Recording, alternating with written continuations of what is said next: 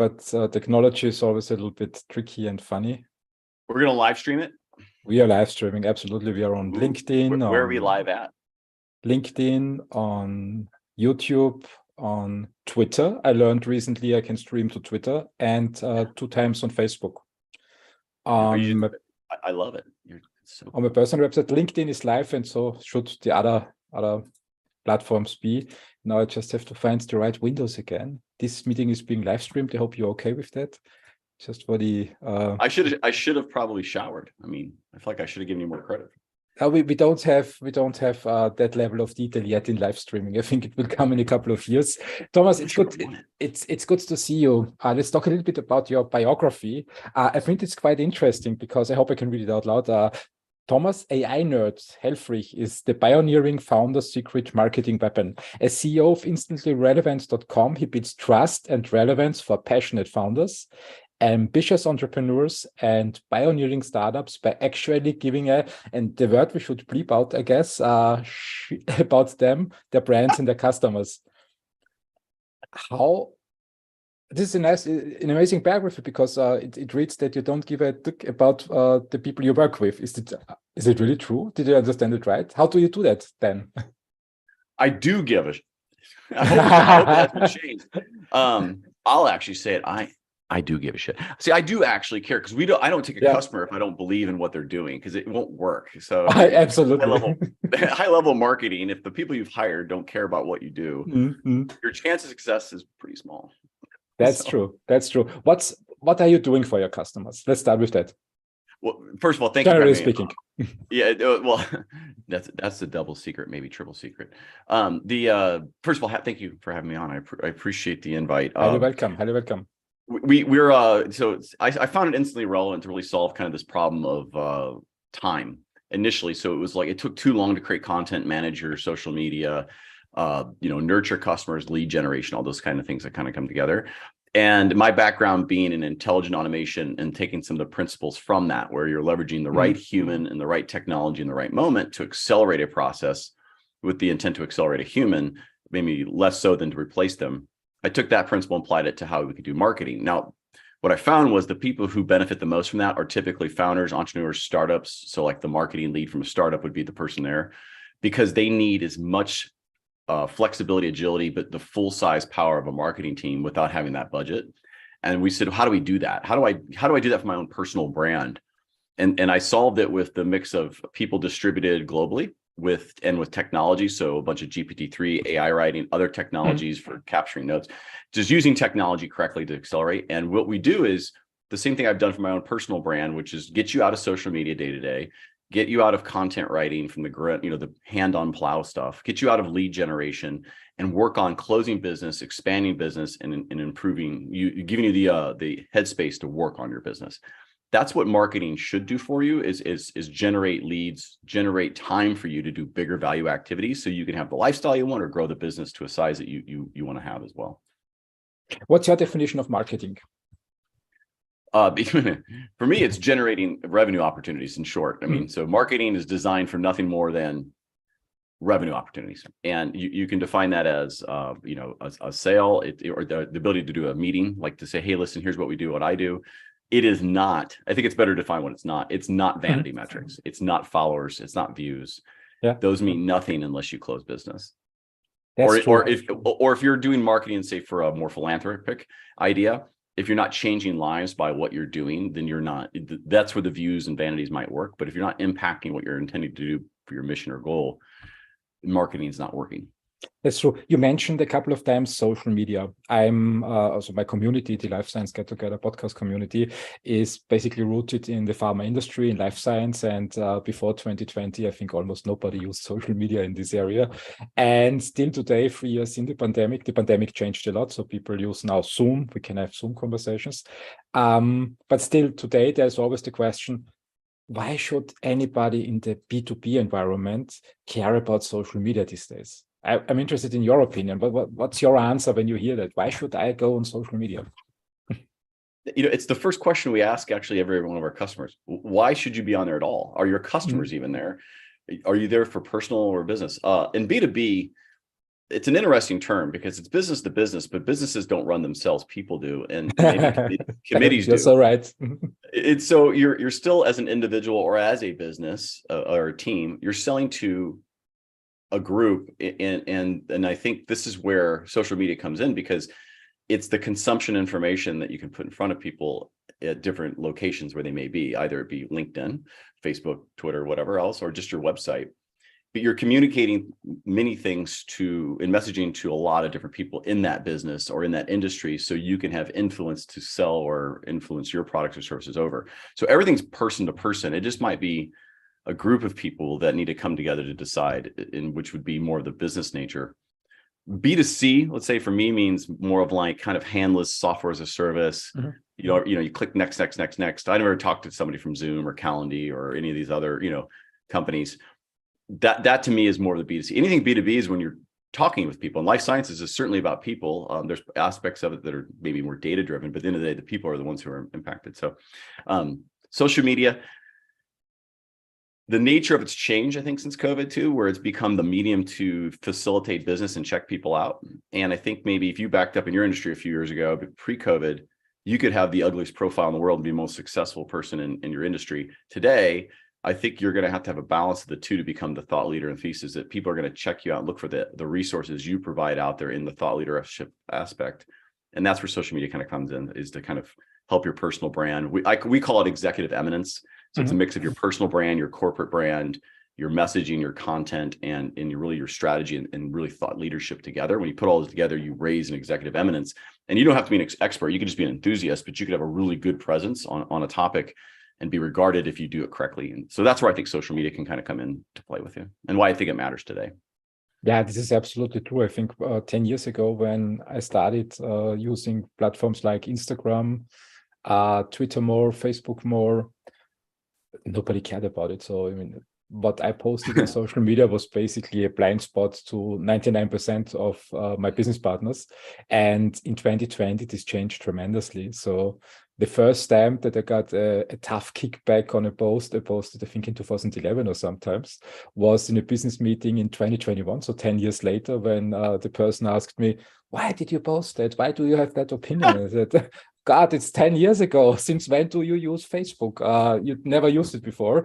And I learned that the leaders in the life science industry, in the pharma industry, started integrating social media into their scouting processes, into their search processes, on both ends, as well on the customer side, but also on the business to business side, on the purchase side. The question to you that I have now is, you mentioned this, how do you say, what was the word with eminence that you Executive used? eminence. Executive so it's kind eminence. of your presence. What is this about? What is the presence on social media that people should have these days?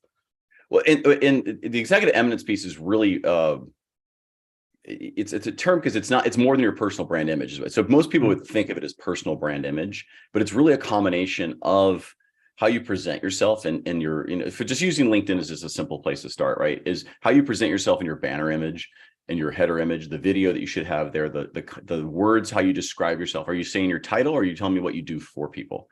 So like you see a lot of people says, I'm the CEO of, instantly-relevant.com.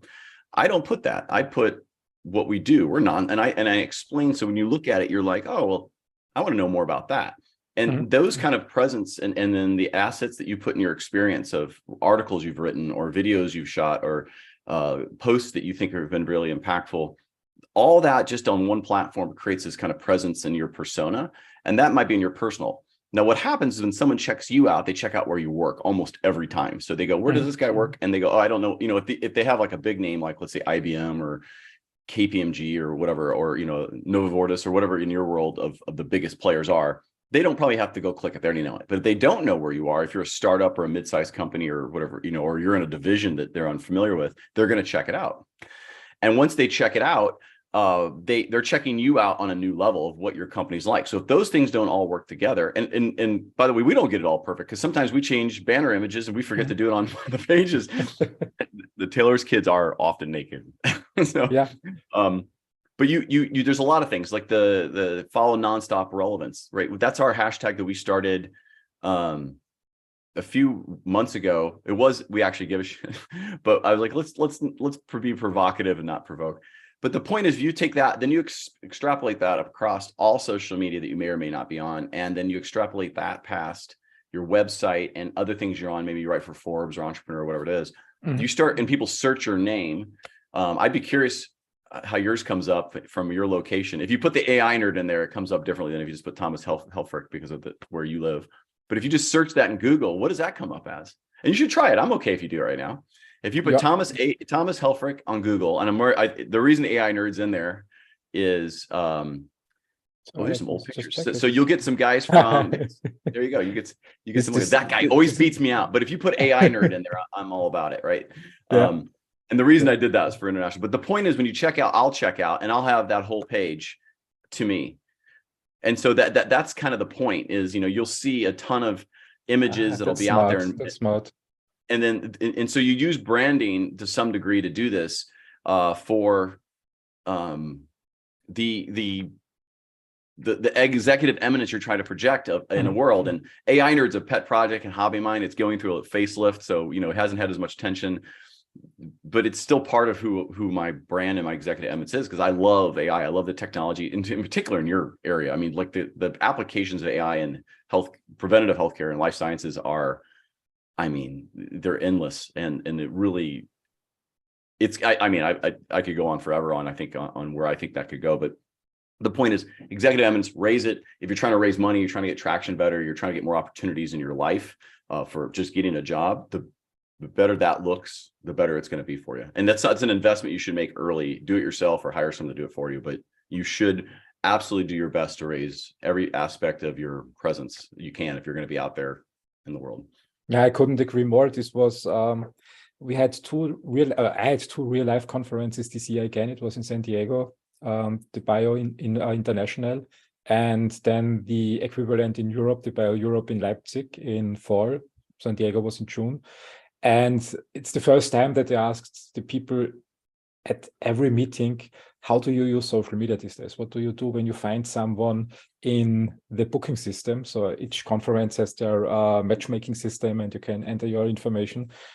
And the old way usually was that people used the conference system to reach out to other people, have their meetings, get their first information in the meeting, then take the business card with them, go home, have a subsequent meeting, either a video call or meet somewhere in person, and gather the information in real life meetings. This was the situation before 2020. This year, I got the answer almost every time when I raised that question, that when someone identifies an interesting lead contact in the conference system, they go to Google search. And the first thing they do is asking Dr. Google, who is this person? And what you said is, I think it's very smart. I never understood why you put AI nerd in that, but it absolutely makes sense that you say, okay, is it something unique? So when people Google me and use Thomas Helfrich and add these AI nerds, that they just get my information. Absolutely. And in on the US search side of Google, I come up first on Thomas Helfrich. The guy that leads, I think it's a CHR somewhere, he moves someplace else. In Central Europe in particular, because Germany and it's all right there, I'm like way down, and it's gotten better, but before, and that's just some SEO pieces. But the truth is that part of what you'll see though looks consistent, and you can see how my brand has personally evolved over time as well. And so you should be conscious of that. That's why making sure that from early on that you have a right presence, what you see is what you get. You try to be professional and you get your personality in there a little bit. It then, as you brand and age, and over time, over a 10-year period, it doesn't look like you went from completely something to something else, even if it's completely different roles. You should manage those things early in your career and do your best to do that, and then it's easier to maintain. It's much harder to go back. I couldn't go back and deal with all that old stuff, and there's some probably things that aren't great. There are definitely some things out there that aren't great, but nothing nefarious. But go back in time and change things.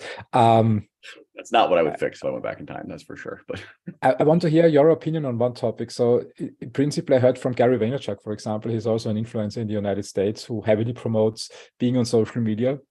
The reasons he states is why companies should start early to publish on social media, and also the individuals, the executives, their investors, is that is that after a few years, you have a history in the search engines. So people can look up what did you promise 5 years ago. They can then compare it to what did you deliver, and they see all your successes and also all your learnings and the hardship you went through right on social media. And he said, this will attract customers to you. So this will generate lead contacts. It doesn't matter if it's B2C or B2B. It's pretty much the same. Everybody needs to sell to someone. What's your opinion on that strategy to start early with social media, to post consistently? Does it really make sense? Does it make a difference? Or do you have a different opinion on that? I love your softball questions. Thank you. I love them. These easy grapefruits you're throwing up for me to smash. I mean, there is no other strategy that makes sense. There's 1,000 ways, and this isn't my quote. This came from a branding consortium cohort I was part of, but I'm taking it. So there you go. Is you can die. There's 1,000 ways you can die. There's only one way that you can die and still get leads and still get traction, is with organic, consistent content. And really? So if you're not out there not slowly. I mean, if you're out there not constantly putting out good content, and I mean, it doesn't always have to be, you should give. Occasionally you might want to throw out there, hey, this is what we do, but and this is how I can help you. But if you can consistently put out good information that's not just topical, but it's maybe the constant problems are always going to be around marketing, or always going to be around life sciences. As long as you're continually discussing it and establishing that you have a point of view, right or wrong, and it's backed by some type of intelligence, if you will, facts or opinions, or some kind of observations, I'll say it that way, that drive discussion, you're setting yourself up for being that thought leader, that having that presence that you're going to need over time. And big companies need that from an accountability standpoint. Smaller companies need even more, because they need to compete and show that they're, the big companies aren't the only ones with all the ideas. And so you have to do this. The challenge, flip side of that, is it takes a ton of time, and it takes a ton of commitment, and it takes resources. This leads usually right into a shameless plug for what we do, but I'm not going to do it. But the truth is, you need help. You're going to scale something like that. You're going to need to find the places that can help you scale, regardless if they're from your industry or not. So I've made it a point to build a company around an experience base that I have in consulting, which is I've always been good at bringing the expert. The other person sitting across from me is the expert. Knowing how to get them to get the information out of you, and then doing something with it, is a skill set and a methodology that I believe differentiates what we do at Instantly Relevant, because it's ingrained in the people we've hired, because that's how you get good information out of people when they don't have time to give it, or don't know how to write, or don't know how to get out of their own way of chasing perfect. And so we can go about chasing perfect as a different topic, but the truth is, you have to get out of your own way at some point to scale this, to do exactly what Gary V's telling you to do, which is spot on. Get out there, get early, and do it consistently. And consistent could be once a month, once a week, once a day, but just pick a cadence and live with the cadence you can sustain over think of it in 3-month intervals. What can I do for the next 90 days consistently? And just go execute that. And every 30 days, reevaluate the next 90. Yeah, Gary Vaynerchuk, what is one of his quotes that resonated the most with me? He says, you should post a minimum of 64 pieces of content every single day, which is a little bit, let's say, a very high consistency rate that almost nobody can deliver. What's your recommendation when someone asks you, okay, I want to get started on social media? Maybe I should post once a year, and I consistently do that for the next 5 to 10 years, and it should be enough. What's your recommendation? So from your gut feeling, what do you answer to the question? How often? On social media specifically, where there is a scroll stopping effect, meaning your posts are going to last a very short amount of time. I would say daily is really kind of where you should target as a good gold standard, if you will. If you can't, Monday, Wednesday, Friday, or do like a Monday, Wednesday, Sunday for time, 3 times every 7 days. So whatever that means to you. And you could rotate that. Honestly, I don't think Monday, Wednesday, unless you're doing a consistent newsletter or something, but just do something.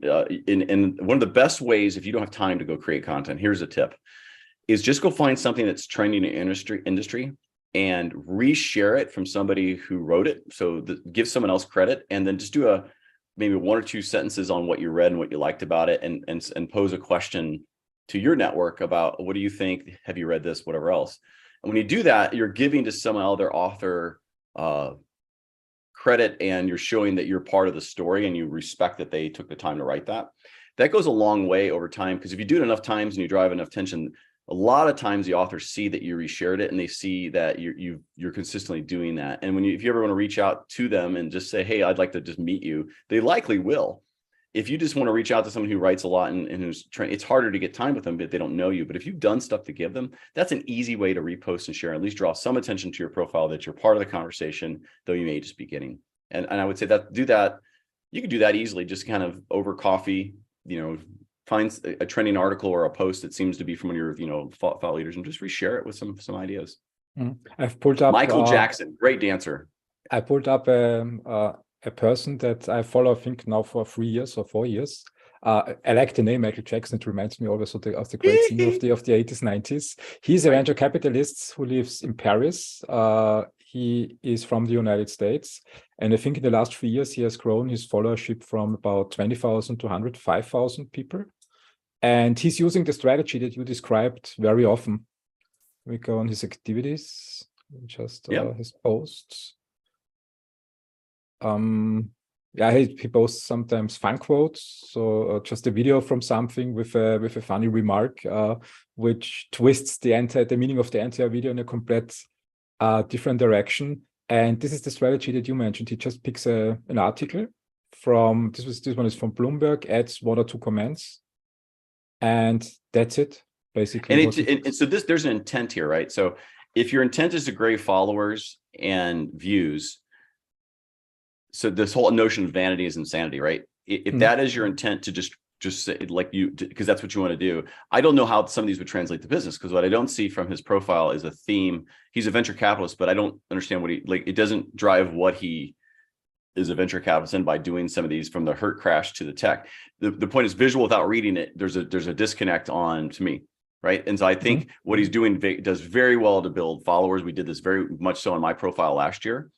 But for example, I pulled back and done much more around content marketing, and our views and followers have slowed, but the inbound interest into what we're doing has doubled.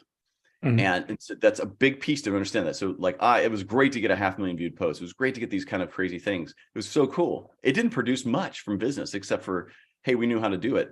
Today, I have less interest in doing some of those because it doesn't really produce business. It doesn't serve the network that I'm currently focusing on, which are the founders, entrepreneurs, and startups of the world.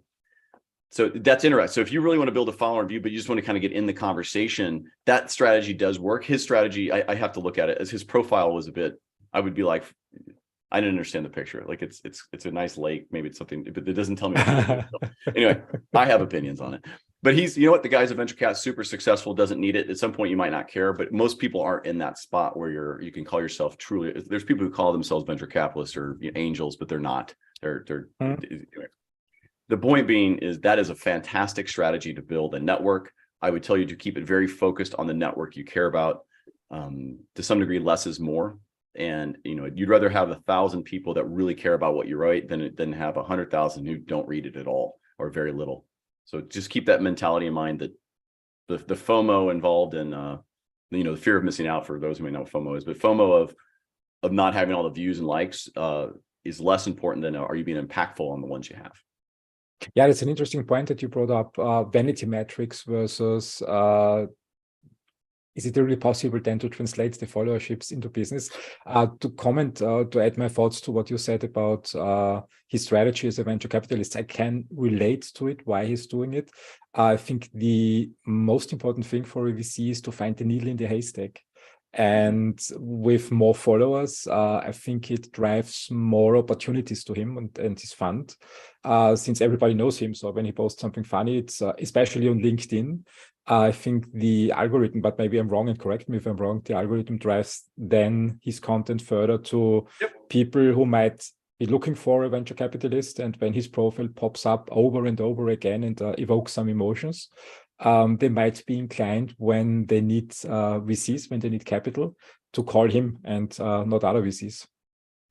Well, the algorithm, I think, would say that people who are looking at it takes into consideration what he does, but it's more about what the post is and who the people liking and viewing the post do.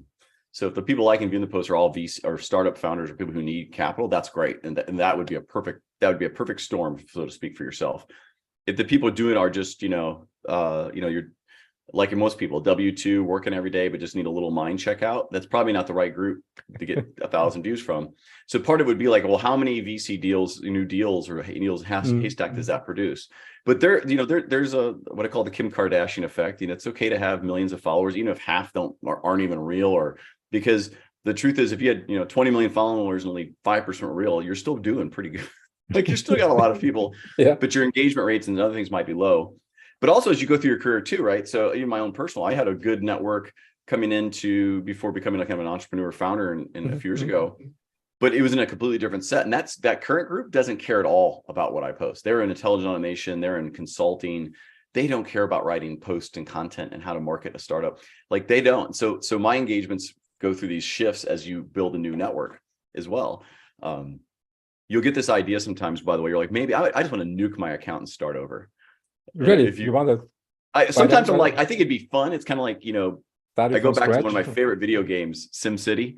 Yeah. And SimCity, if you've ever played this game, it's still a beautiful game. It's from like the late 90s. But at some point you build the city and it's all running and you're kind of like, I want to go start a new city. So I feel sometimes it's like, I think I might want to just go build a new account with a few thousand followers and just kind of test the market. But I think you'd get kicked off of LinkedIn for having 2 accounts. So I'm kind of like, I don't want to do that now. I can create a company account. I think company accounts, these are not so restrictive. There was another point that you mentioned from vanity metrics to revenues, to actually revenues. So when someone starts on LinkedIn, I mean, then they scale to 10,000, 20,000, 100,000 followers. And when you ask the question, what's your revenue? They say 0. So it's great. I post every day, 5 times every day. I have my followership is growing, but I don't get any revenues out of it. What's your secret to translate then followership into actual revenues and lead contacts? I think this is the ultimate goal anyways. Yeah, I mean, well, it depends on, it depends on your market, but for us, it's knowing who your persona is. And I have a video on our channel and I'll summarize it. So if you're doing a persona and you're like, oh, I want to, meet founders of small to medium business that live in the United States and they're ready to buy in the next, month or so, and like you kind of have a pretty good idea that they're in the US and they're, but then we're like, no, define your persona in a way that it's like, I want to meet founders who have 1 to 2 million ARR and they live in the southeast of United States on the south side of the street with mustaches, love dogs, Tito's vodka, and hate watermelon. You can imagine that person as I described it to them. It's not, there's not a female there. Maybe they have a mustache. I don't know, they're female. But the point is, you have such an idea of what they look like and feel like you can imagine who they are. And if you can do that, then you can write content that's very specific for an audience that you're trying to target.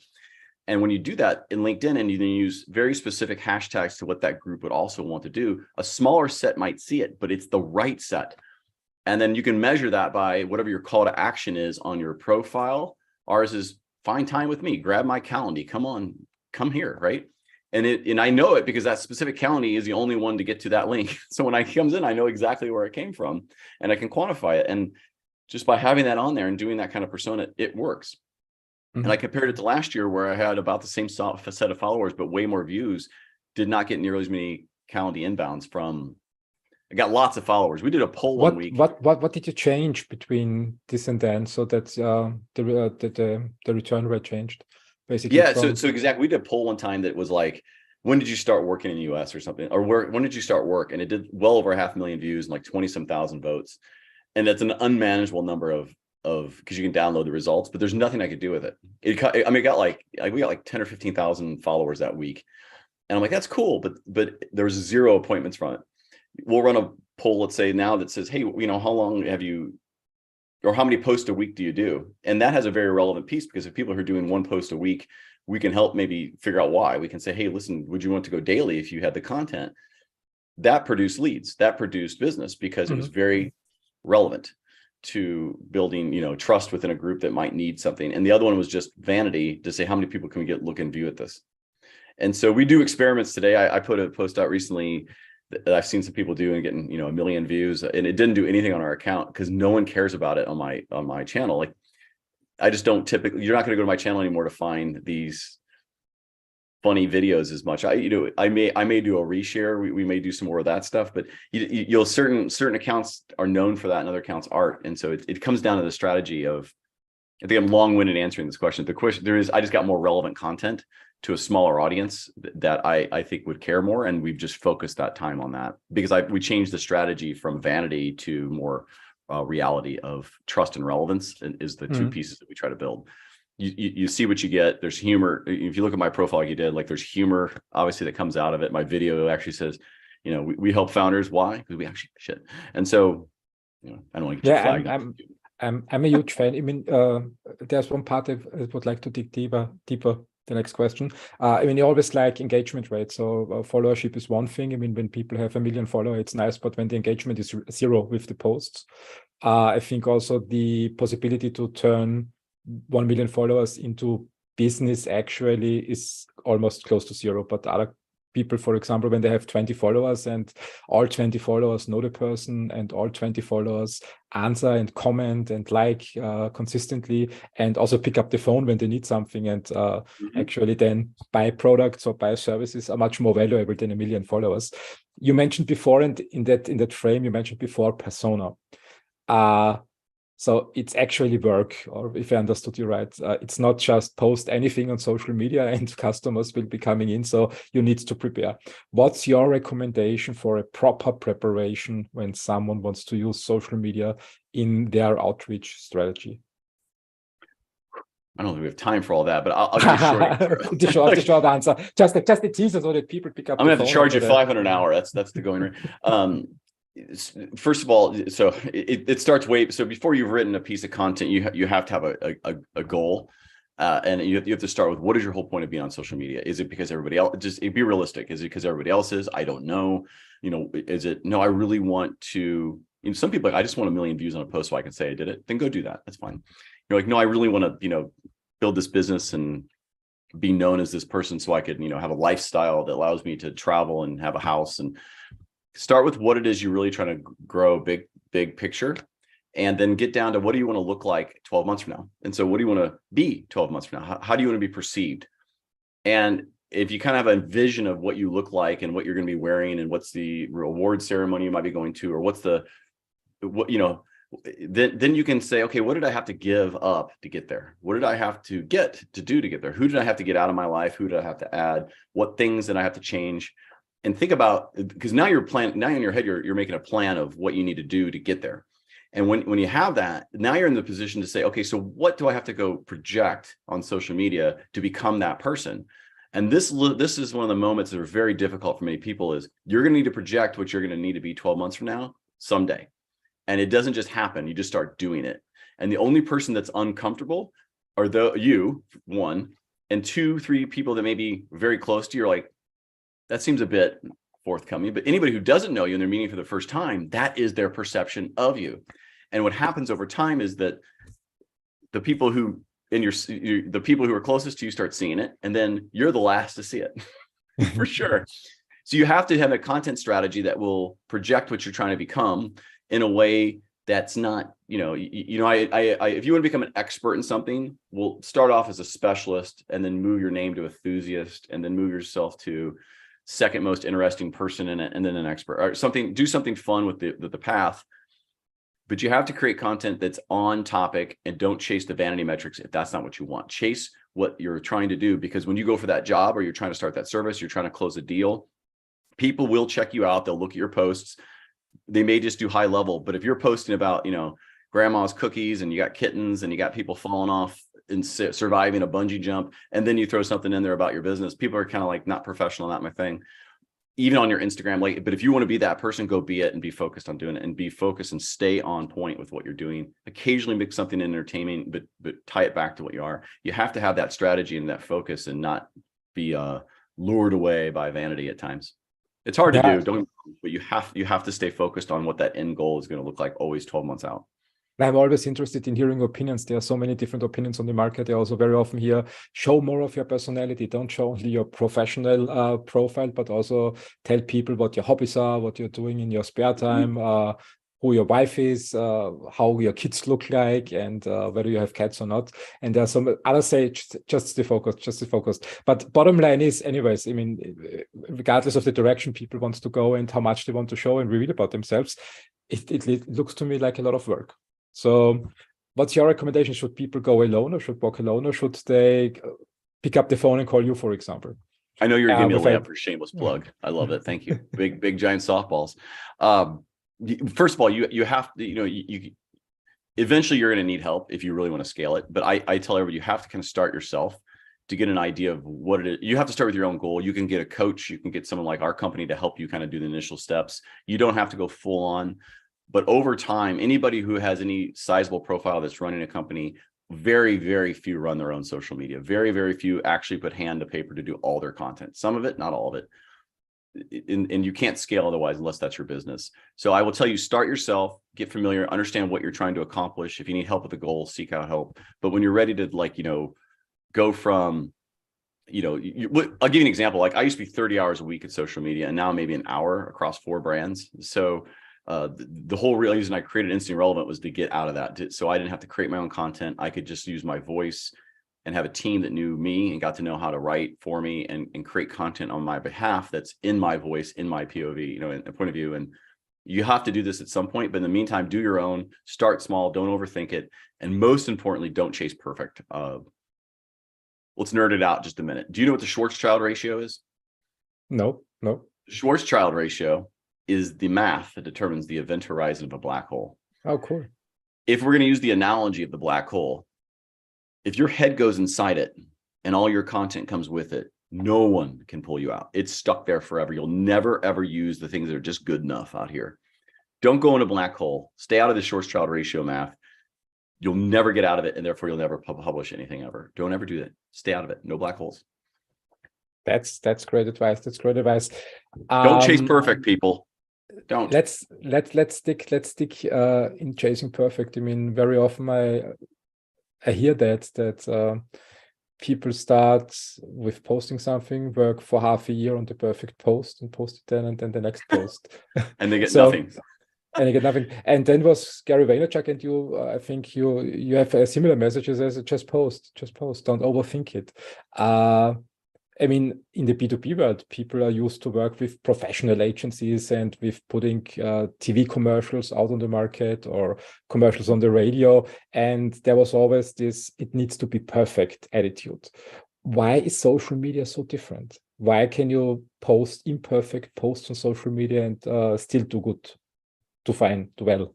No, it doesn't matter. Yeah, there's probably my personal take on it is you should make good quality stuff. I mean, if the camera's moving and you're like, okay, so the point is do good, don't do it, and if you can do it better, that's great, but just don't overthink it.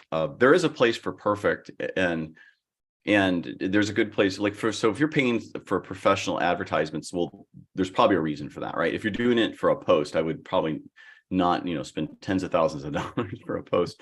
But if you're a professional company, you have the budget, yeah, it gives you an advantage to have high quality. But what I think is people sometimes don't. I always say I've seen this where if people have made things too perfect, actually sometimes their customers feel a bit inferior by it because they're not producing things like that. And so you don't want to sometimes look at something that you don't have, and it makes you kind of pull away from it out of some kind of basis of jealousy or envy. And so if you do something that seems a little bit less, it's good, but not something like, oh, that guy kind of bugs me, it's always too perfect, whatever else. Sometimes people pull back from that and they like the more authentic, just wrote it and this is what it is, and it's real, because that's what's kind of missing. So authenticity really matters, and sometimes that's communicated by non-perfection. Now, there's places for it. If you're a professor of English, your grammar better be pretty good. If you're like me, I had to change keyboards because I have so many typos. I needed the least sensitive keyboard possible. Little chunky fingers, right? They get on there and TIOPS are colo. I just want you to know that. That's typos are cool, misspelled. Yeah, I think with the English professor is a good example. I think his English at least should be perfect. Otherwise, it would be a little bit. I think I'd find it funny if the English professor was doing posts and the grammar was off. Just I would find that humorous. Don't chase perfect. Like just do good enough. You can always you can delete a post, though it doesn't go away forever. But the truth is, it's just a post. I wouldn't do things stupid where you're kind of being anti-Semitic or racist or chauvinistic or something like that. Like, yeah, don't do that stuff. That's dumb. That should be within legal frames, I guess. Should be. Right. I mean, that's a no-brainer. But if you misspell or you don't put a period, don't worry about it. No one cares. Honestly, they don't. Yeah. Is it really? I mean, I think you're frozen a little bit. Let's wait for a few seconds and I can repeat my question. It was a little bit frozen. Is it really that way that the attention span on social media is so short that mistakes really are overlooked at the end of the day? Oh yeah, and there's no doubt. I mean, what is it, 7, 8? I think our attention span is now less than a goldfish. I think Oh, really? Okay. goldfish was like Crap. 9 seconds, 8 seconds, and now you have about 7, 8 seconds to get someone to stop on a scroll. That's also causing a problem, right? So I see this big problem of you'll never believe what happens. Watch to the end, and you watch the end, and you're like, that was the dumbest thing ever. Like nothing actually ever happened. So it's like I've stopped. Like that's becoming a numbing because it works because you want this reveal or this tease. These posts, it's driving me nuts because then. But what happens though is when I see someone post that, I don't go back to any of their content if they're using it as bait and they don't deliver. If they deliver, then they get a follow, I'll come back. But if you're not delivering and you're just doing it for the vanity, you are dead to me on social media. Yeah, it's like the shorts and the reels with initially with the caption, yeah, watch till the end and then nothing happens. It's really funny. It's sometimes 8 seconds video and people watch it over and over and over again. And so if you got it the first time, you need it the second time and the third time. I'll go back to what does that do for your business? Nothing at all. Nothing. The point is like anyway. But if you do that, if you're doing content, that's an advice piece. I'd say if you create content and you're using a title that's triggering like lead or kind of like next level, like okay, I'm interested, like kind of clickbait. You better deliver on it because people are minorly offended by that to the point where they probably won't click on your next one. So if you do deliver on it and take care on that. But don't half-ass that part. Like definitely deliver on whatever your bait is because it would just turns people off to it for the next time. I like the strategy Gary Vaynerchuk recommends to post or create one long form content and then dissect it into 10, 20, 30, 40 smaller pieces of content and use them like a trailer in the cinema. So it's basically from a podcast, for example, take a 30-second clip with a perfect quote or with the best part of the podcast, put it in a 30-second clip, post it on Instagram Shorts, YouTube Reels, Shorts, Instagram Reels, and TikTok, and also write a short article and post it on LinkedIn, on Twitter. Do you recommend that as well? What do you think about this strategy? Oh, absolutely. So it's funny you said that, and because you wouldn't have known this, but we have a new podcast starting in January. Which one is it? It's Instantly Relevant Startup Stories. So it'll be through instantlyrelevant.com. It'll be /podcast. It's not up yet. However, how we're doing this is through a launch program that we're doing where we're giving 101 pieces of content for a very low fixed fee. And it's over an hour video. We'll do the video podcast. We're gonna do an article write-up, digital magazine cover. You'll get 96 posts out of that. So 12 audio, 12 audiograms, 12 video ones, and then redistributed correctly on format for up to 4, like TikTok, Twitter, LinkedIn, Instagram on both. So you get like a ton of assets. And the idea is to help people raise their executive eminence. Like, so we're going to redo their banners and all this. And that's exactly the strategy we have for the podcast is you'll do a article write-up, you'll get the digital magazine cover, you'll get the snippets and a bunch of little things to go put on your social media to promote yourself. If you're going on podcasts and doing this like here, it's live. But I hope you send me the video because I'm going to go snip it out and we'll have some good quotes. Yeah, sure. You have it. You have it. You can exactly. YouTube, and if you don't LinkedIn. use those, this is free content. And with this cheap video, you could do the Windows video editor and just take something you said and you say, hey, this is great. And most importantly in that solution, it's not about your own vanity of that. It's I'm going to go promote your podcast. And that's the give. So one of the advice we also give is give at least 3 times. So I built a good network. By every meeting, I always try to find one person I can introduce you to that you want. And it might take a week, it might take an hour, it might take a month, but who's the one person you want to meet or persona? And if you take that piece with promoting other people's things, when you find somebody you want to connect with, go read their posts and comment in, but don't connect with them right away and go do it again and go do them again, or go write a post and maybe comment and put them in and ask them for their opinion since you've done it 3 times for them. Then you can ask for something. Go give a few times before you've connected or what or at least try to do some kind of giving before you're asking for something. I cannot stand when I get like, hey, nice to connect with you. And I'll connect with you. I'm fine with that. But then I get a book with 16 links and a PDF attached as my next email from you. Dead to me. Doesn't work. This is Ask for I'll more likely get on a 15-minute call and say, hey, would you have time for a 15-minute call for a virtual coffee? I'll say yes to that way before I'll read a message. I'll give you 15 minutes of time, but I won't give you 30, 40 seconds to go read a whole message. Nope. This leads to my next question. I think I would like to stay a little bit longer on what you just mentioned, engagement on social media. So why should anybody engage with competition, for example, or with people within their industry, but with whom they don't have really a connection yet and are not interested? Does it make sense to ask questions, to comment, to like, and also other people's posts, and not just go down the narcissistic route and say, okay, here is my post, I post on my profile and I stay in my lane and that's it? Why does it make sense to venture out and also, if not engaging with questions or comments, at least empower them a little bit and say, okay, you're doing well, fantastic post or something like that? Why does it make sense? First of all, make sure your comments are at least 25 characters. They won't be picked up as part of the algorithm. So you have to go more than fantastic. Yeah. Anyway, you should, because your name's in the conversation. So thought leaders are that they're out there giving ideas and point of views in an industry, and that's full of competition. And the world can shift in a minute, right? So people who are competition can quickly maybe come by and work for you. You may acquire them, they may acquire you. So it's okay to have your name in the competitive landscape. And there's a lot of people who are, I don't call them trolling, but there are a lot of people who may not like your competition and they read their posts just so they can troll them. But you may say something kind or nice, and they may say, well, this guy's in the industry, let me go see me, I like them better. And so get your name in the conversation, because the truth is that's just marketing for yourself. It's a bit selfish, but at the end of the day, just give. So what? Respect that they've put something out that might have been of value, and comment on it and get your name in there as well. But also you might learn something, and you might have another point of view, and you'd be like, hey, recently this person posted that, or this company, here's my point of view on it. And now you're taking the story to a new level, and you're in the conversation. And if you're just in your own silo, no one's going to see inside it, right? And so get out there and open up the doors a bit, and don't troll. I'll say it that way, but go and be positive as much as you can. Yeah, for me, someone's fundamentally wrong, call them out on it, I guess, but don't do it to me though. I'll delete your post. Just You are such a great storyteller. For European, it's always a little bit tricky to talk with US people because they tell better stories than we as Europeans do. My next question to you is, why are we going on third-party podcasts? So why are you here on this podcast? Why should other people go on other people's podcasts and not just producing? You can also use your time producing your content in your studio for yourself. Why do you recommend also attending other people's podcasts?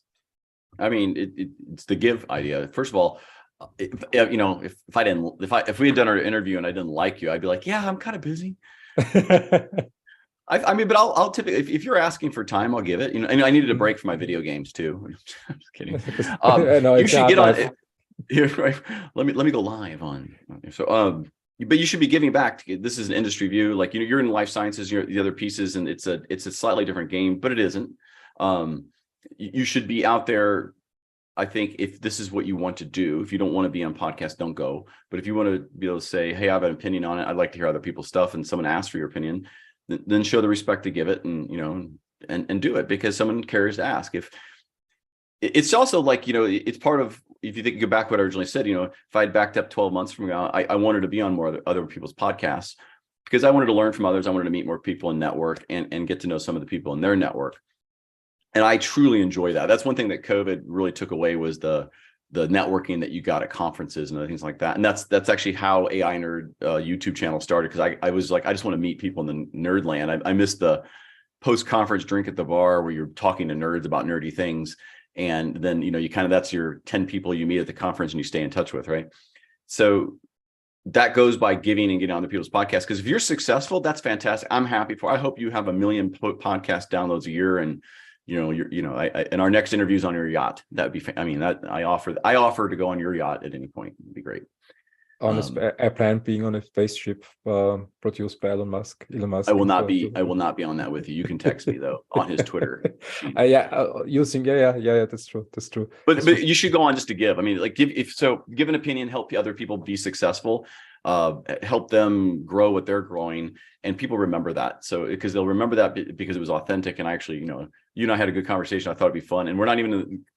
I've gone on other people's marketing podcasts that, there's no way I'll get a deal from that because they are a way bigger company than we are, and they do really good work. And but he asked me to come on still and have a conversation. I'm great with that. He's going to do the same for me.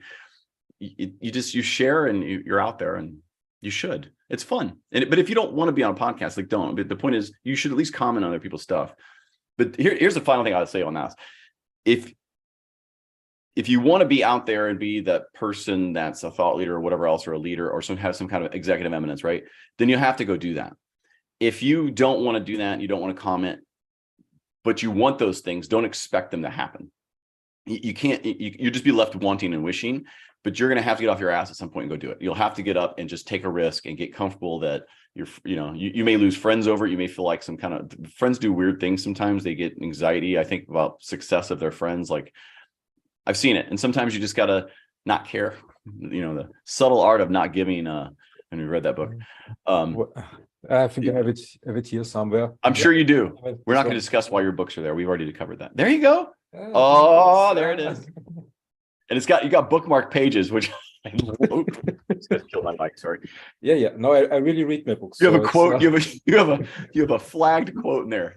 I can show you the other books. So this is, for example, it's about venture capital. I had Sebastian Malaby recently on my podcast about venture capital, and this is the way I read my books. So I like it. The fact that you have those, your readers may not, your viewers might notice, you have all those digitally as well, and you read them, which is, you have officially touched more books than I've read in my life on the first two. I've listened. The great thing with the digital version is when I'm commuting, for example, or when I'm on a bus or on a train or a subway, I can read on Kindle. But what I really like with Kindle is when I try to find a quote in a book where okay, I read it in this book somewhere, but it just forgot exactly the position in the book. I can just open the Kindle and type the quote in, and Kindle delivers it and says, okay, it's on page. Yeah, you can highlight it. 100, I love Kindle, and it takes away of me having my funny glasses on at nighttime that I've committed to now. Anyway, but no, back to the piece. I just want, if you want to become something, you have to go get it. No one's going to give it to you. And if you're comfortable not being on social media, and if you're watching this, you're on social media, and if you're at this point watching it, you're really kind of committed to it, I think. So I make the joke for the 4 people that remain, but don't expect things. Like if you're going to take a soundbite, don't expect things to happen unless you go make them happen for you. It doesn't happen otherwise. Even the people who look like they're overnight successes, they've made it happen through the right network, through hard work, through just shameless promotion or shameless giving or whatever it is.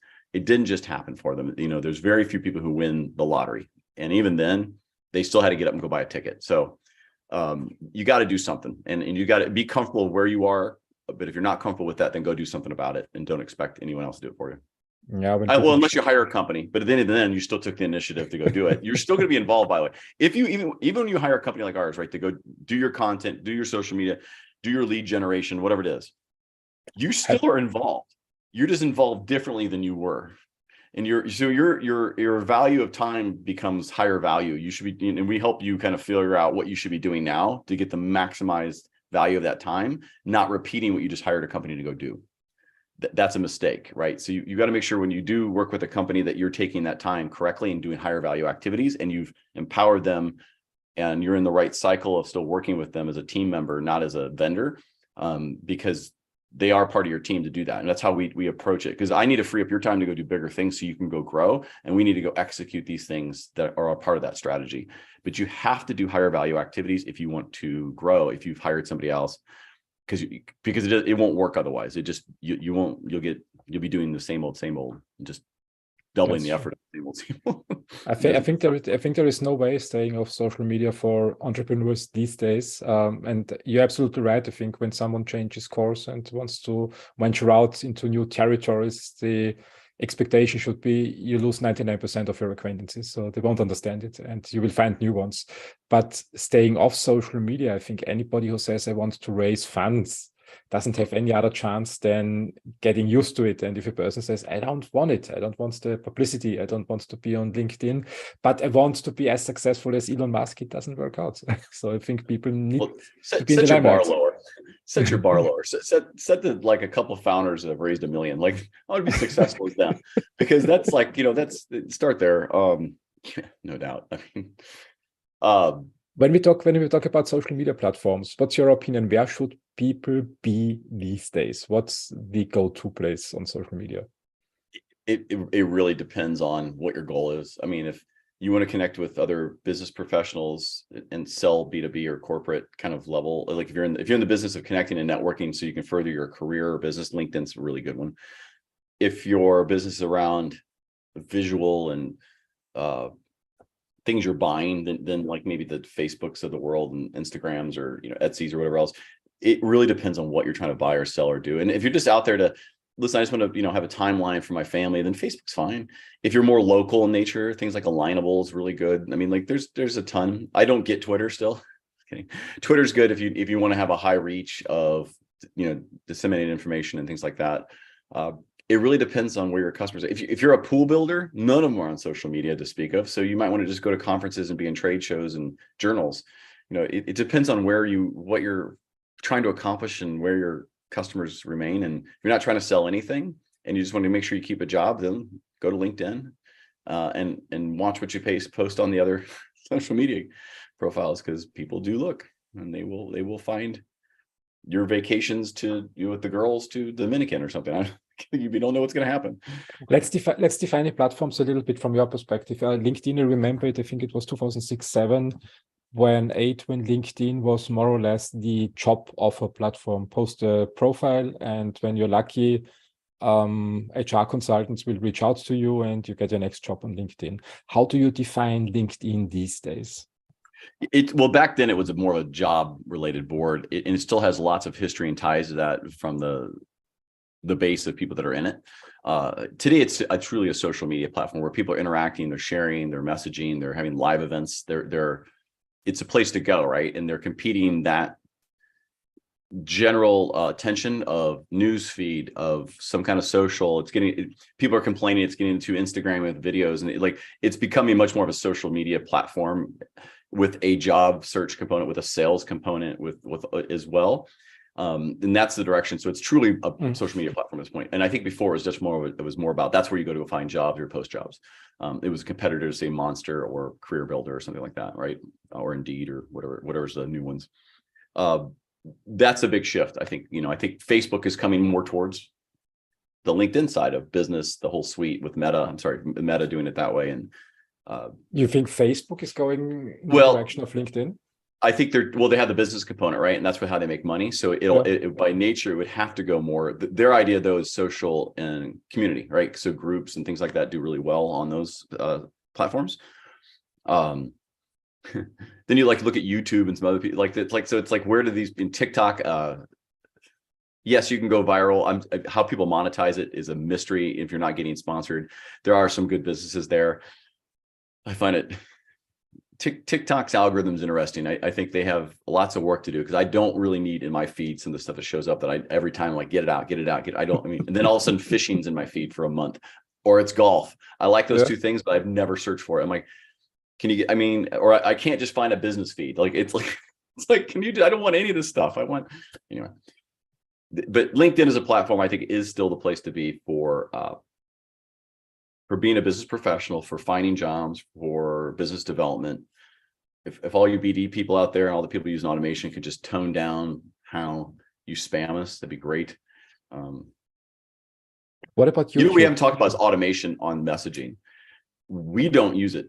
We're a marketing company that doesn't use it, because I find it in a B2B sell really dangerous of killing your brand.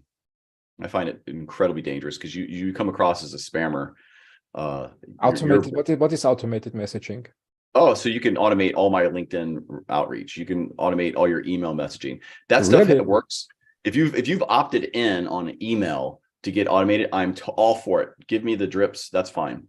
But on LinkedIn, you can automate your messaging in through a number of technologies.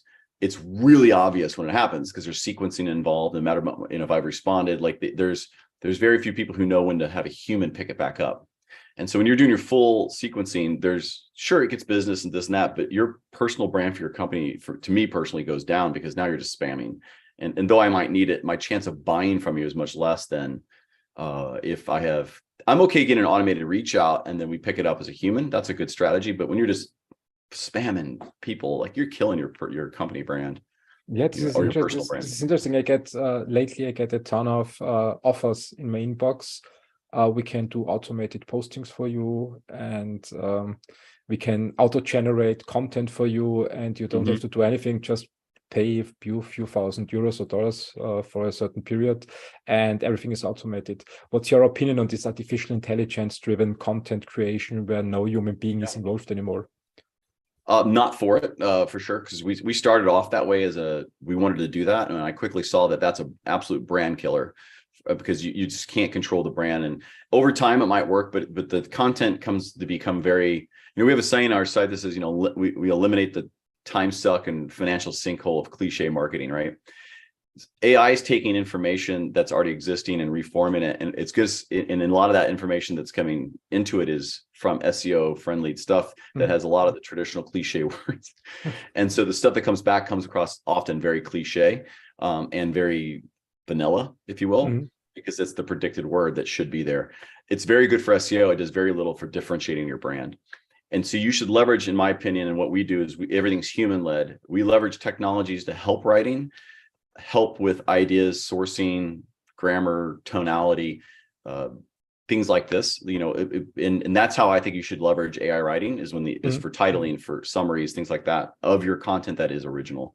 It's much more effective. It's much more authentic. There are strategies that AI generated content makes sense for, if you're especially just trying to drive traffic to a site or blog or whatever else. But full automated, not yet. It's still too nascent. I mean, what I like, still going back to Gary Vaynerchuk, do you think he's has automated his process? His posts always look very. I mean, what I like is you see the development of his post. You think 10 years ago it was pretty much simple, and now it's very sophisticated. Do you think it's possible to automate on that level? Oh yeah, no, there's a lot of automation, but I think there's a content calendar and there's probably some stuff that's automated, but remember, he's still protecting his brand. So there are something on short posts you can use AI for some things for sure. But my guess is he has a team and they have a curated set and topics and hashtags they follow and a strategy involved. And the team is daily and weekly replicating that. And some of the other content he's probably connected to already. So it's resharing something he's already involved in, which reshares it to another. So he's in a great example of what you probably won't become. And so his same strategies won't work for you, just like, and there's a reason, like we focus marketing on founders and entrepreneurs, startups. It's because the strategies that we use aren't the ones you should be using if you're in a Fortune 1000 company or a Fortune 500 company. He's a Fortune 500 company as it comes to influencing. You're not going to be that unlikely that you'll be that. What's the difference in your opinion between what startups should do on social media and Fortune 500? So what is the recommendation to the startups and founders? So it's the needs are different, right? So the need as a founder and startup is agility, where you only have so much, you have limited capital to go do. So you have really tight funds of how you need to do it because you're a startup, you're new, but you got to get out there. So you have to be incredibly effective and agile. So 1 week you might need sales collateral, you might need a lot of posts, you might have a live event. And so you've got to have the flexibility and agility to have the core components, if you will, that through line of consistently posting your messages, your giving, all the things you do, but then have the availability of the highs and lows and the things to do. So you need that kind of power to be agile and flexible. That's a big need, and that's a difference. Not that big companies don't need it, but they have a lot more capital and they can hire a lot of people. So what you need is the ability to have a lot of people working for you without having to hire them. And Fiverr won't do it. AI by itself won't do it. You're going to need some kind of balance between that puts it together of people and tech. You're going to have to do that to get any real scale.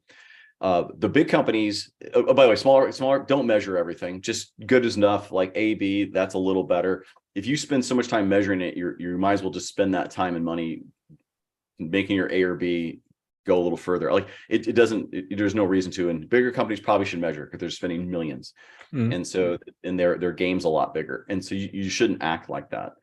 If you're hiring marketing officers in a company, I wouldn't hire somebody particularly from a huge company because their mentality is going to be, you're going to move towards this big marketing company. Typically we need all these tools at the enterprise level and we need to spend all this. And that might make sense. But the truth is the companies that are smaller don't need that. They need agility, they need lean, they need effective, and they need to scale without having to hire a bunch of people. That's a big difference. So like for Gary Vee, right, he's got a huge following and a lot of things are going on.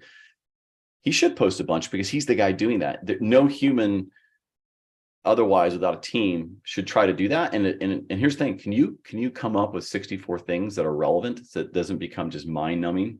Probably not, because you don't have that many things going on in your world. So you got to consider that. Like, if in life sciences once a week post is really cool because there's not like not the needle moves slowly in the industry, let's say, then that's great.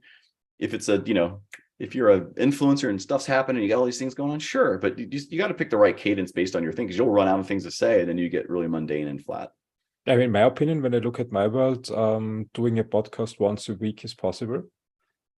Generates content when I invite people that are relevant in my business world, like if you to motivate other people also to consider social media, to integrate social media into their business strategy and not overlook it. I can do 2 or 3 clips from a podcast episode every week, but that's it basically. So that's it. This is I mean, you have long to work.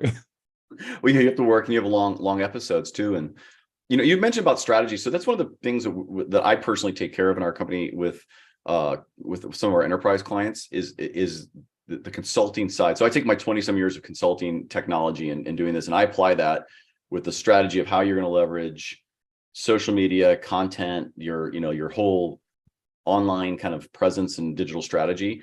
I do a lot of that work, and I will tell you, any company that's is saying what should we do or guessing, or they look at their staff and go, I don't think we really have anybody who really knows what to go do. I would say find a professional, because when me or whoever, it doesn't matter. The point is find somebody who really knows what they're doing, who can guide you through that, who's not afraid to call your baby ugly, and like, it has no vested interest except making you successful, and doesn't worry about, if they're going to get hired or fired. Like you're being brought in to solve a problem and make things move. Find someone like that, because it will save you a ton of money. Because what happens is you'll get pushed into the kind of traditional machine of agencies that often sell ads often come up with the ad strategy for you. The ones who sell only SEO blog articles, that will likely be their strategy for you. So coming up with a plan that is independent of the delivery of services is something you should consider. Is really get a little bit of advice of what you're going to do, where your people are, and set some kind of beacon of light in the sea of social media, and at least have a place to go, because otherwise you're just kind of guessing likely. Yeah, they have a consultant, so that helps. That is not selling his own drugs. So, but basically. That being said, we have lovely plans for you. I have humor, by the way. If you ever work with me, anybody's watching, you will get this exact same persona when we work together. Where are your clients in the world? Are you restricted to the United States only, or also take up clients from other places of the world? I mean, I was blown away. So we have a 50-50 of US versus global clients. And as our services have evolved over time to be a little more holistic, the US client is definitely presenting itself more often, but we're also marketing to it. But we do help lots of companies abroad, typically in Central Western Europe, and parts of Eastern Europe, I'd have to say as well. But it is get a Western voice. So it's people, India, wherever else, that are trying to get market share in US, that are struggling with Western voice in their content, in their presentation, and their lead gen. We've seen this a lot out of India, where really great companies, all Indian led, brilliant people, but they cannot close in the US because culturally it's completely different how you sell. And over detail versus connections, like there's a whole different, and so we've been hired to help with that westernized voice. We had a couple clients in Eastern Europe that were just like, we can't get, we're not there. Can we work with? So we've helped them. And then others, sometimes it's just running social media and doing production of, let's say, videos in high cost areas like UK, where they're getting charged $3,000-4,000 for a video, and we're like, that is way overpaid. Like, you're way overpaying for that type of thing. Here's some different resources. So we're seeing some cost, some labor arbitrage, some cost things that we're doing that help companies scale when they're just overpaying, because they don't know any better, honestly, because it's an island, right? It's crazy to be like, people only look in their own world. New York people often do this too. They look just in New York City, and I'm like, there are other parts of the US that can do the exact same thing, that are significantly less expensive and higher value. But that's the buying cycle of people. So. Yeah, and we had also the Brexit, so it's an isolated island. Meanwhile, so it's. I mean, look at Vienna, right? You don't even know there's another city just because it never got bombed during the war. No, it did. Oh, I think it's a couple. No, Vienna is they're just doing fine. I think the last series of bombs was 70 years ago, World War II. So it's. If people have been to Vienna, there's like these turrets that you can see where they like. It's an amazing city, but I have to guess Vienna's its own bubble as well, to some degree. True. That's true. That's true. So, especially when we talk about friendliness, Vienna is not on top of the list. So it's more. It's one of the best places to live, but I hear if you're not from there, it's not friendly. Not friendly. It's a good place to live, but if people expect friendliness, they should probably more look towards Canada or the United States. So Vienna is, in terms of friendliness, Vienna is the last place on the list. In terms of quality of life, it's the highest. Interestingly, these two things doesn't seem to be connected. So friendliness and quality of life. Is it perceived friendliness? I don't know. Kind of, different conversations. But Vienna I enjoyed it. I didn't talk to anyone there because they were so unfriendly, but I really enjoyed being. maybe that's beautiful zoo. The zoo is amazing. Go check it out. Yeah. When have you been to Vienna the last time? What was the last time that you were here? You're asking me to access the midterm memory. It's been a few years. I think it probably was 5 years ago. But we went to some. We went to some restaurant where I swear we just kept going down, and there was all these famous, really like hundreds and hundreds of year old people. I think signed stuff, and it was really cool. I was like, I hope they don't have earthquakes here. It was the only thing I was thinking the entire time I'm having schnitzel. So.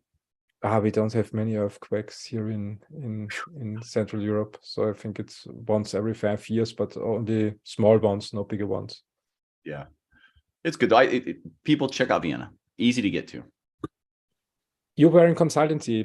Let's come to my final questions. Why did you start your own company? What was your motivation? It's a podcast about entrepreneurship in life science. So what's your motivation to become an entrepreneur instead of having a beautiful career with a high salary in a big consultancy firm? I don't have time for that one. Unemployment. No. So that's the same thing as being an entrepreneur. It's the same words. So this is leading to another. Did I get it right? Entrepreneur is another word for unemployment. Yeah, it's another way for unemployment. Uninsured. So it's interesting because you're leading to a 2023 goal of mine, which is to create a punchy book. I own a thing called Never Been Promoted. So .com, and I bought it because I've never been promoted. And throughout my career, I've gone from, the manager to director to a VP to a CTO of nearly $1 billion services company. But my career path has always been like 2 years, 18 months, 21 months. And it's not because I've ever joined a company thinking I'm going to leave in 18, 21 months. Opportunity presented itself. But at the core of all of it, I've almost in every case outsourced my position while being in the position, meaning like I've gotten everyone else to do all the work and I just let it. And that is death in a corporate world. To me, that's how you should be promoted. I've set this up. Now I can do more. I look at a CEO of a big company, right? And they have lots of things going on. They have these, but what happens is when you do that I've been, I think, very effective sourcing my own jobs, is that is in a corporate world, that's perceived as like, you're replaceable. We don't need you. And I've never been promoted, I think, because one, at the core, my spirit as an entrepreneur, I don't like working for the W-2 jobs because they don't care. Honestly, they don't care about you at all. And the idea of what I want to write and how I became an entrepreneur is because I think you should look at your W-2 career.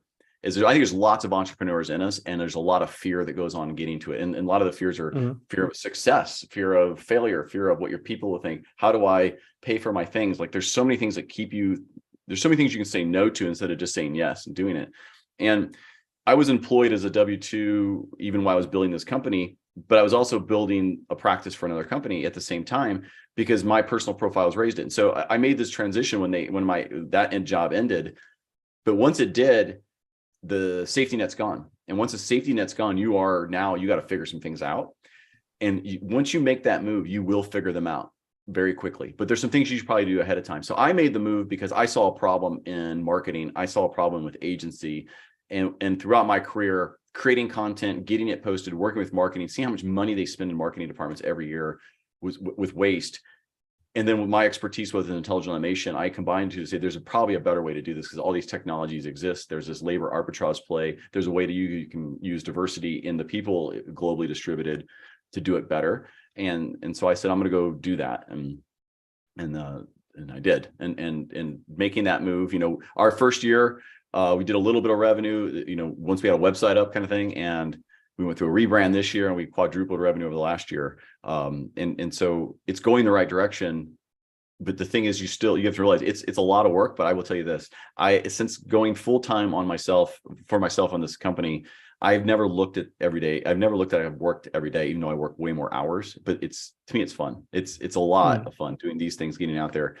And that's why I made it. But entrepreneurship is not for everybody, but I think there's a lot of people out there that would be best served by it, by lifestyle. That's true. It's different lifestyle. We are at the end of 2022. Let's look in the future. What's in your future when we think about marketing, social media marketing? Where do you see the industry moving in the next 10 years? So I got distracted. Something. I know we're live. Sorry, I just threw some keys and it hit like a light. Anyway, bye, honey. Love you. It's okay. We're at the end. No one's watching at this point, honey. It's okay. No, I'm kidding. Where the marketing industry is heading. Sorry, that was funny. I'm gonna give you some advice. Never take the keys of which the car other people drive and put them in your pocket during a live event.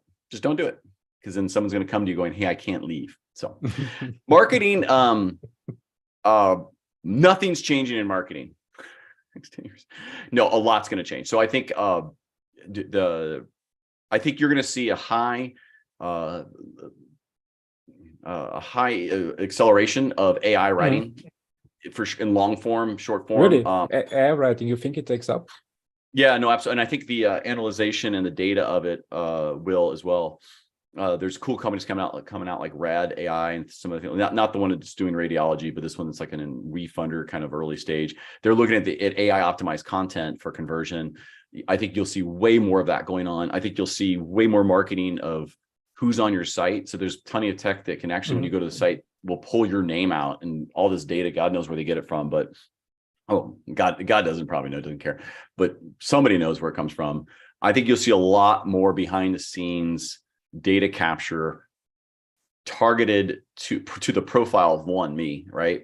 But also tied to more like even with some of these Web 3.0 notions where the community owns it.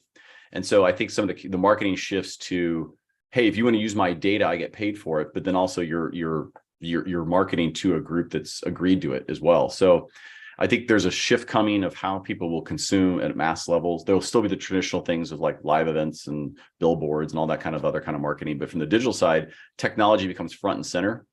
At the same time, there'll be a whole group, I think, that will really build a brand around, we don't use AI, we just write it and we're authentic. And that'll be become a niche. I think people will be like, I really like this because they actually write it. We don't use AI. We just, if they use Google, they're using AI. But I think there'll be a shift from like a renaissance of I still like vinyls, but here's all this new stuff. But to do it at scale, no doubt, AI front and center on it. Really in writing, but do you think that writers like Stephen King are replaceable through AI someday? No, so that I don't think so, because you can't. On short stories, maybe. I think there'll be some attempts at it. And some point it'll be kind of cool. But a human will always be involved, I think, with that to kind of tie it up for topical and other things and make sure there's not like, I mean, what I can imagine happening is building on what you said, when we do a podcast episode, I mean, having an AI that produces automatically 5 articles on 5 different platforms to leverage the content to lead interested people to the video actually would be a great thing. It would so summarization, that's there now. You could do a summarization based on your chunking of the topics. So you've broken your podcast down into a topic and then a response. You should be using AI to do the summarizations. If you're not, I can direct you with an affiliate link of how to do that. Oh, really? I should post it. No, so you absolutely can do that. And will it be good? I mean, there's plenty of the GPT-3s will do a summary of a text, and you could say, here's the topic, which is the question you asked, and here's what I replied with, and here's our conversation. It'll get you down the road. It's going to create work though, because you still have to go through and edit it, but you can get the summary points of that in a paragraph and make a short blog. And here's a link to the full video. You should be using those. It's already possible. Yeah, you can do. I mean, Jasper Cool. has some text. Any of the GPT-3 tools out there should do summarization. I didn't know that.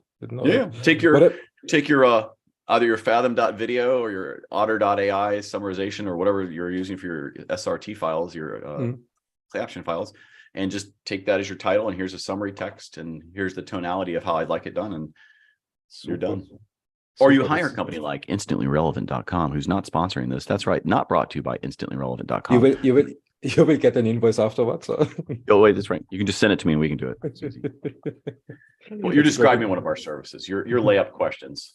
And the next thing would be clips then. So from our podcast, automatically producing 30-second clips. That exists now. I'm doing that to you right now. So Fathom.video. That's another startup.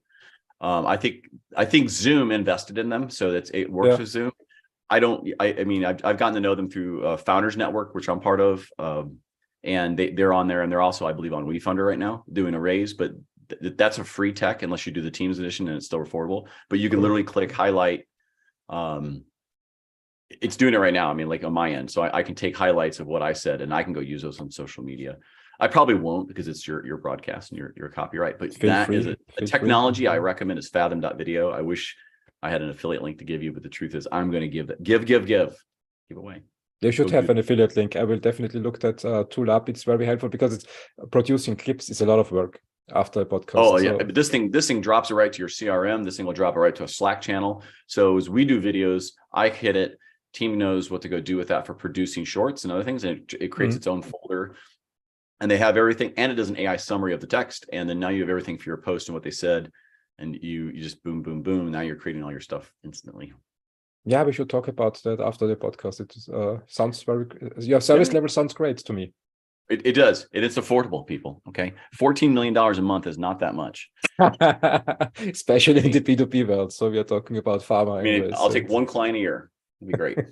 I'll actually work 1 month and probably. That's a good goal. That's a good goal. The company's shutting down. Sorry. Thomas, it's a pleasure talking to you. At the end of the podcast, my two final questions. Did we miss anything in the podcast episode? Is there any topic open that you would like to talk about that I didn't ask you questions yet? I have a great memory. It's just really short. What did we talk about today? No, we're good. I think this is a fantastic format. I don't know how many people watch it to this long.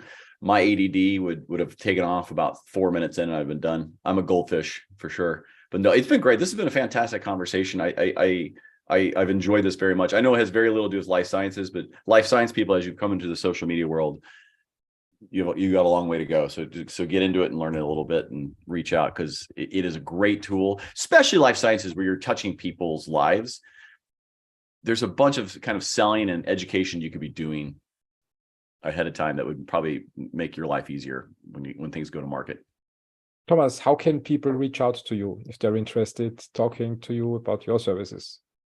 Go to InstantlyRelevant.com and the contact us piece, and there's a form that you can just fill it out or go to the Calendly link that's on that site as well. That works. If you're super lazy, go to Calendly.com/InstantlyRelevant or search Thomas AI Nerd Helfrich and pick your favorite social media channel, LinkedIn, or connect with me. If you've gotten to this point and you say Christian Schochner into the thing, I will have I'll give you a special gift. I'm not going to tell you what it is though. It's going to be awesome though. A shirt. No, I may give you a t-shirt. I don't know. I'll find something fun. My shirt I'm actually wearing. I'm going to chop it up into little pieces. I'm not even going to wash it. So careful what part you get.